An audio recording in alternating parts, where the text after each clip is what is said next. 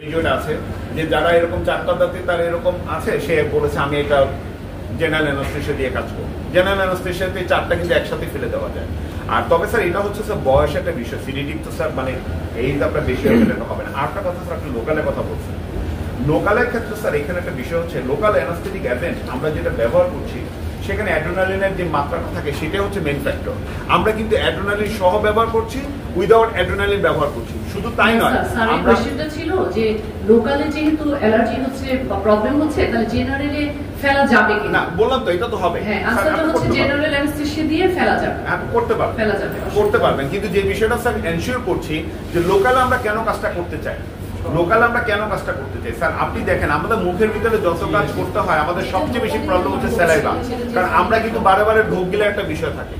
আপনি যখন এইটা কমপ্লিকেশনটা আপনার জানতে হবে স্যার, কারণ এইটা যখন আমাদেরকে রুগীরা মাঝে মাঝে বলে যে আমি এটা জেনারেল দেওয়া করবো, আমরা কিন্তু জেনারেলে যেতে চাই না, আমরা কিন্তু স্যার সিডিডিভে যেতে চাই। আমরা স্যার সিডিডিভে যেতে চাই, আমরা জেনারেল ওটাতে যেতে চাই না। কারণ তার যদি কফ টপ বা কোনো কিছু যদি আটকে যায় সেটা আমাদের জন্য আবার হিতে বিপরীত, এই ধরনের আমাদের কিছু কমপ্লিকেশন আছে।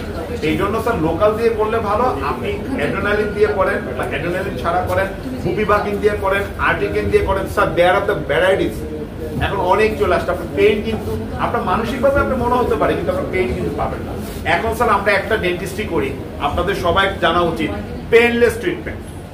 এই যে রুট ক্যানেলের কথা বলা হয়েছে, একটা রুট ক্যানেলে যে পেইনটা হয় আমরা বলি হার্টেক আর toothache severe pain, but sir এখন পেইনলেস ট্রিটমেন্ট চলে আসছে, ইজ ট্রু।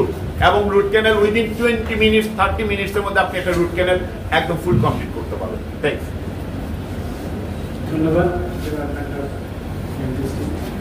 আমার একটা কোয়েরি ছিল যে ইদানিং দেখি খাবার দাবার পর দাঁত খুলে পরিষ্কার করতে হয়, যারা ফলস দাঁত, এটা কি পার্মানেন্ট কোনো সলিউশন আছে কিনা? অবশ্যই শেষ হয়নি। দ্বিতীয় কথা হচ্ছে যে জি দিয়ে অবশ্যই করা যায়, যেমন আমাদের রিডাকশন বলা আছে আন্ডার অ্যানেস্থেসিয়া। এখন একটা রোগী অ্যানেস্থেসিয়া বলতে যা বোঝায়, এটার জন্য যে কষ্টটা আসে সেই কষ্টটা পেশেন্টের পক্ষে বিয়ার করা অনেক সময় সম্ভব হয়। সেক্ষেত্রে আমরা অনেক সময় ভোকাল থেরাপি বা একটু লোকাল দিয়ে করি, কিছুটা কমপ্লিকেশন আছে জেনেও। আর তৃতীয় যে জিনিসটা হচ্ছে যে আপনারা কি ডেন্টাল উইক করতে পারে কিনা, যেটা আমাদের পেশেন্ট আর একটু ইমপ্রুভ করবে। ধন্যবাদ।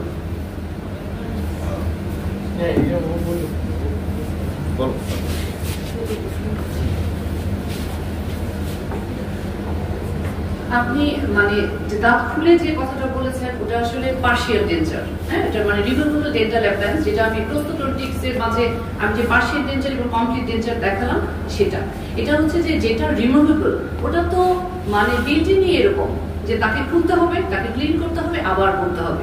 হ্যাঁ, তো সেটা আপনার যখন এটা হেসেল লাগবে, ভালো লাগবে না, মানে উই হ্যাভ এনাফ অপশন। দরকার কি সেটা নেওয়ার?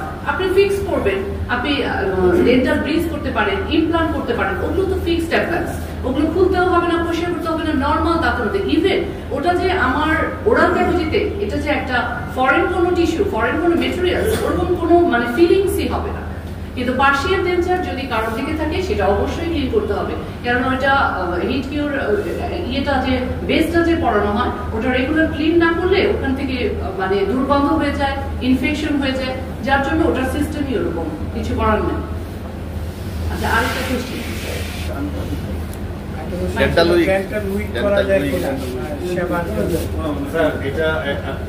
খুব ভালো একটা কথা স্যার আপনি বলেছেন। এটা অবশ্যই করা যায়। আর এটা করার ক্ষেত্রে যে কথাগুলি আমি প্রথমে যেটা বলেছিলাম যে আমাদের অ্যাডভান্স ডেন্টিস্ট্রি টোটালি আপনাদের সাথে কমিউনিকেশন করেই কিন্তু অ্যাডভান্স করেছে। এই অ্যাডভান্সের জন্য যেটা হয়েছে যে যত আপনাদের সাথে আমাদের কমিউনিকেশনটা এরকম হবে যে আমরা উইক যদি করি, পেশেন্ট যদি আসে, পেশেন্টের আপনাদের যে কোনো পেশেন্টের আপনাদের ডায়াগনোসিসটা, ওরাল ডায়াগনোসিসটা যদি আমরা করতে পারি। আর একটা জিনিস খেয়াল রাখেন, আমাদের পার্সোনাল চেম্বারে যখন আমরা কাজ করি আমাদের প্রথমেই কিন্তু এখন ওই স্যার যে কথাটা বলছেন, এই যে ইস্কিমিক পেশেন্ট যদি আসে, রাশিদা মহিউদ্দিন কি ছিলেন, ওনার ইস্কিমিক পেশেন্ট ছিল, উনি কিন্তু আমি নিজে হলফ করে বলতে পারবো, আমি ছিলাম তখন, উনি কিন্তু তখন বলে নাই ওনার যে ইস্কিমিক প্রবলেম, উনি কিন্তু এটা এনশিওর করে নাই। পাবেল ভাই যিনি আজকে অস্ট্রেলিয়াতে প্র্যাকটিস করতেছেন, আমাদের সিনিয়র ভাই আছেন অস্ট্রেলিয়াতে, উনি প্র্যাকটিস করতেছেন, উনি কাজটা করতেছিলেন, কিন্তু উনি কিন্তু তখন এনশিওর করে নাই স্যার। জিজ্ঞেস করেছিল যে আপনার স্যার জিজ্ঞেস করেছিল ওনাকে। এখানে একটা বিষয় ছিল কি স্যার, উনি অনেক হাই লেভেলের লোক ছিল, উনি আসছেন আমাদের প্রফেসর মতিউর রহমান মোল্লা স্যার। এখন ভাই স্যার এইটা একটা প্রবলেম যে ওনার কাছে যখন আসছে উনি একজনের কাছে কিন্তু দিয়ে দেওয়া হয়েছিল, যে ওনার কাছে ট্রান্সফার করছে যে তুমি কাজটা করে দাও। এই হিস্ট্রি বিষয়টা যেটা ছিল যে একটা ফর্ম থাকে, উনি এই ফর্মের মধ্যে এত কিছুতে চায়নি, উনি বলছে আমি কোয়াইট ওকে, আমি ফাইন, আমি ভালো আছি, আপনি আমার দাঁতটা ফেলে দেন। দাঁতটা কিন্তু লুজিনিং ছিল। এটাও স্যার একটা ওয়ার্নিং। আমরা অনেকে দেখা যায় আমাদের নিজেদের মধ্যে হয় 3D মোবাইল, মানে দাঁত নড়ছে, একদম দাঁত নড়ছে স্যার, মানে আমাদের কাছে প্রেশার ক্রিয়েট করে যে এটা আপনি আসলে ফেলে দিবেন। নেভার ডু ইট স্যার, আমরা এটা করতেই পারি না উইদাউট ইনভেস্টিগেশন। পেশেন্টরা ডায়াবেটিস টেস্টও করতে চায় না, আমার সব ভালো আছে, সব ঠিক আছে, আপনি শুধু দাঁতটা ফেলে দেন, এরকমও বলে। যদিও এগুলো আমাদের বায়াস হওয়া উচিত না, আমাদের প্রোটোকল অনুযায়ী আগানো উচিত।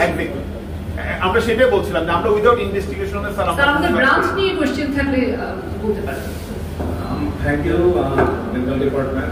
Nice seminar. Dr. Khaled Mohammad Islam এবং ফারজানা আনার।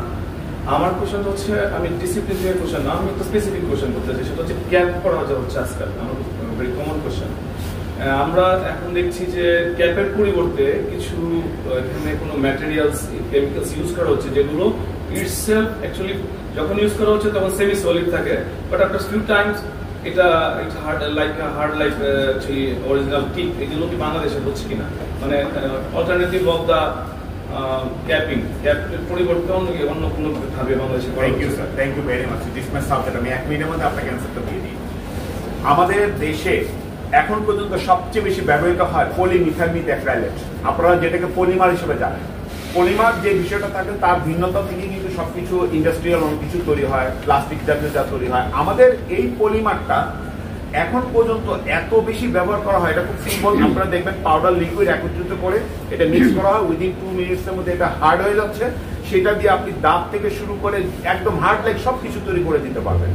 আবার এটাও আপনি জেনে রাখেন, আমি একদম পেপারের কথা বলছি, আমাদের 80% আমাদের যে ওরাল ক্যান্সার হচ্ছে তা কিন্তু হচ্ছে এই পলিমিথাইলমিথ অ্যাক্রাইলেট থেকে। কারণ পলিমিথাইলমিথ অ্যাক্রাইলেটের সবচেয়ে বড় সমস্যাটা হচ্ছে hyper sensitivity reaction within the tissue. টিস্যুর মধ্যে যখনই লাগবে সে হাইপার সেন্সিটিভিটি রিঅ্যাকশন করবে। Carcinogenic agent.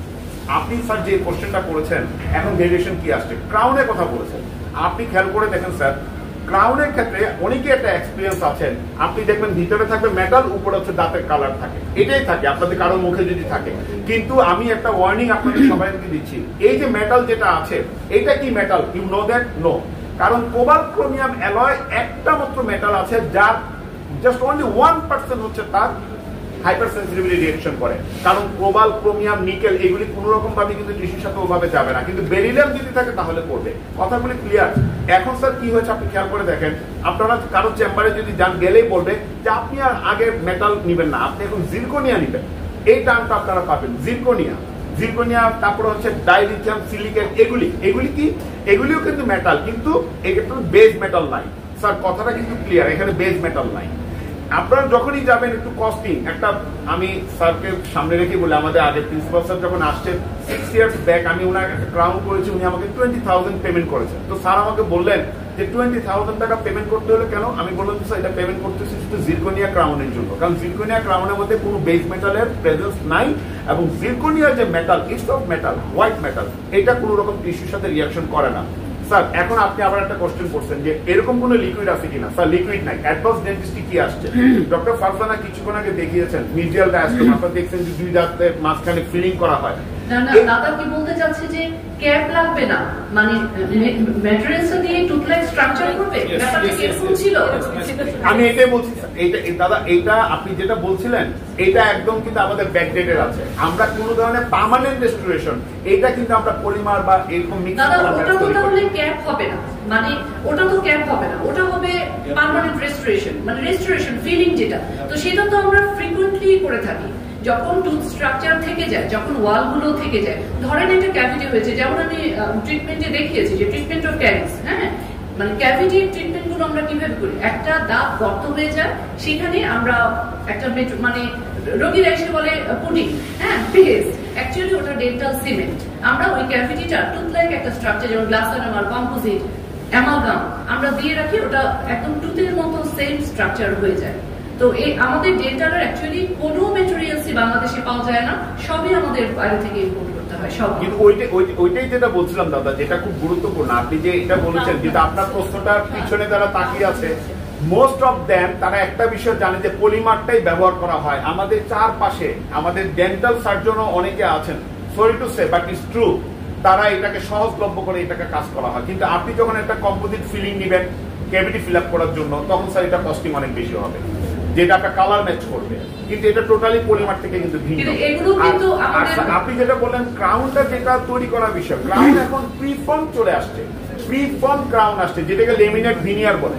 আপনারা এগুলো এক্সপিরিয়েন্স, আমি জানি যে যেহেতু সবারই মুখের মধ্যে 32টা দাঁত আছে, দ্যাট মিনস 32 বার ডাক্তারের কাছে যাইতে হতে পারে, গেলে আপনি লেমিনেট ভিনিয়ার শুনবেন অথবা আপনি কম্পোমার শুনবেন, এগুলো একদম অ্যাভেলেবল চলে আসছে।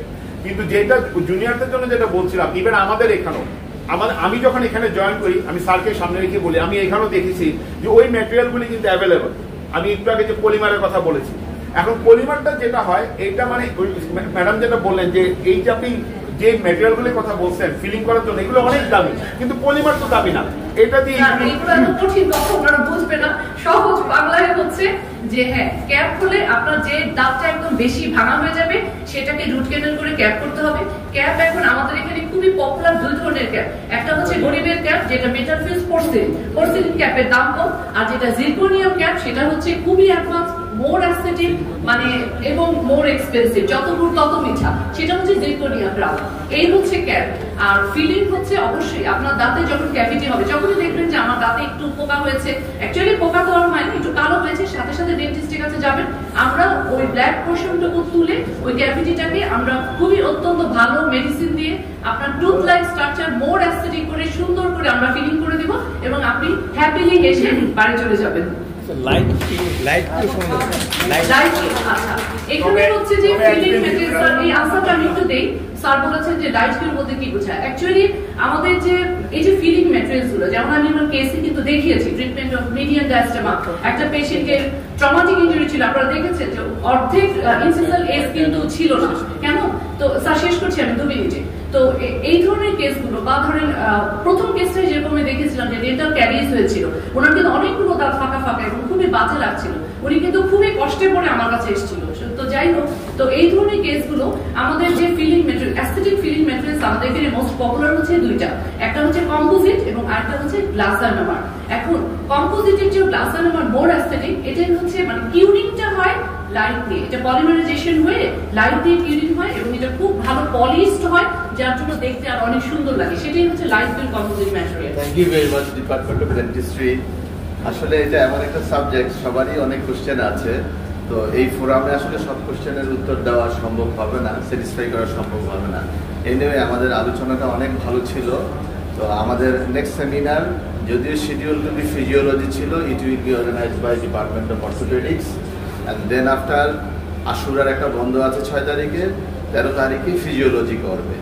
আমি এখন চেয়ারম্যান স্যার বসে অনেক কথা বলে কিছু ছোট্ট করে কনক্লুড করে দেব। Thank you very much. Thank you very much. তবে সর্বশেষ যে কথাটা আপনাদের সবার উদ্দেশ্য, আমি আমাদের ডিরেক্টর স্যার এখানে আছেন, এই কথাটা আপনাদের সাথে বলি, ডেন্টিস্ট্রিতে ট্রিটমেন্ট কস্ট অনেক বেড়ে গিয়েছে। আধুনিক ডেন্টিস্ট্রির জন্য ট্রিটমেন্ট কস্ট, আমি স্যারকে রিকোয়েস্ট করব আমাদের সিরিতে ডেন্টাল ইউনিট নিয়ে, যেহেতু আপনাদের একটা প্রশ্ন থাকে যে আমাদের ইনকাম, স্যারও যেটা বলছেন রুগী বাড়ানোর কথা, রুগী শুধু বাড়ালে হবে না, যদি আধুনিক ডেন্টিস্ট্রির কথা বলেন তাহলে কিন্তু আমাদের এই ম্যাটেরিয়ালস গুলো কিন্তু আমাদেরকে অ্যাভেল করতে হবে।